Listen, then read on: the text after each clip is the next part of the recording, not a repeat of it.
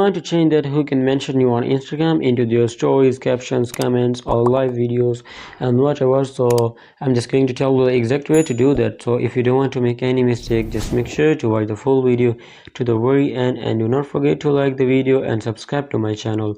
Thanks guys. So let's get started. And first of all, just simply open up your Instagram app, and then just come to your profile section and tap on the three lines on the top right and go to settings and privacy option.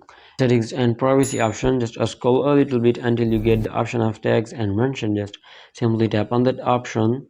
Here you can see the option of who can mention you. So from here you can change that option to like everyone, to your followers, or if you want to stop people from mentioning you, just select don't allow.